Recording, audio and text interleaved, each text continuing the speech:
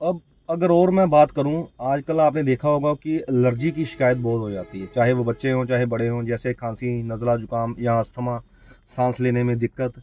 अब ये सब अगर हम एस्ट्रोलॉजी के अकॉर्डिंग देखें तो ये सब चंद्रमा के अंडर चीज़ें आती हैं। ये सब प्रॉब्लम तभी आती है अगर आपकी कुंडली में चंद्रमा वीक है। अब चंद्रमा वीक होने की कई वजहें हो सकती हैं, ज़रूरी नहीं है कि एक ही फैक्टर हो, लेकिन इसके लिए मैं एक उपाय बता रहा हूँ जो काफ़ी कारगर है। इसमें चाहे जो कोई बच्चा है चाहे कोई बूढ़ा है, वो कोई भी इस उपाय को कर सकता है। अब आपने क्या करना है कि पूर्णमासी वाले दिन खीर बनानी है और उस खीर को आपने चंद्रमा की किरणों में रख देना है। अब इसमें एक साइंटिफिक रीज़न भी है, साइंटिफिक तौर पे भी देखें तो ये बहुत अच्छा उपाय है, क्योंकि जो दूध और दूध से सभी को पता है कि दूध चंद्रमा का ही है। अब जो खीर बनती है चावल दूध मिलाकर, ये सब जो कारक तत्व चीज़ें हैं ये सब चंद्रमा के अंडर ही आते हैं। और हम क्या कह रहे हैं कि पूर्णमासी वाले दिन आपने चंद्रमा की रोशनी में उस खीर को रखना है।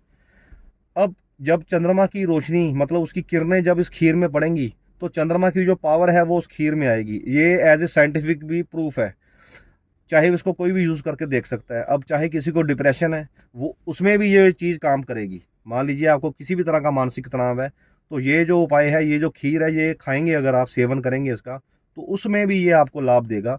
और नंबर दो, अगर आपको किसी भी तरह की इन्फेक्शन है, एलर्जी हो जाती है, जैसे नज़ला, छींकें हो जाती हैं, अस्थमा या सांस लेने में कोई भी दिक्कत आ रही है, तो आप कम से कम हर पूर्णमासी को कम से कम 11 बार, 11 पूर्णमासी लगातार इस खीर को ऐसे ही प्रोसेस, जैसे मैंने प्रोसेस बताया इसका आपको मैंने, कि आपने क्या करना है कि पूर्णमासी वाले दिन खीर बनानी है और शाम को चंद्रमा जब फुल मून होता है, पूर्णमासी वाले दिन पूरी पावर में होता है चंद्रमा, बहुत बलवान होता है उस वक्त, तो आपने वो खीर क्या करना है कि चंद्रमा की रोशनी में कम काफ़ी जितनी देर आप रख सकें, क्योंकि ये भी देखना पड़ेगा ना, क्योंकि छत पे रखनी पड़ेगी तो कोई जानवर भी उसको कोई छेड़खानी मत करे। तो बहुत मतलब आपने संभाल के रखनी है, और रखनी भी ऐसे कि उस पर रोशनी भी पड़े।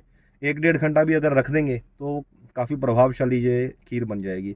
अब जब आप इसका सेवन करेंगे तो इससे जो चंद्रमा के कारक तत्व हैं, मतलब मेरा मतलब है, अगर आपको कोई भी इन्फेक्शन हो रही है या डिप्रेशन भी है या मानसिक तनाव भी है, तो ये सब बीमारियां धीरे धीरे ख़त्म हो जाएंगी। और अगर आपने लगातार 11 पूर्णमासी को ये उपाय कर लिया, तो ये जो आपका रोग है ये जड़ से ख़त्म हो जाएगा।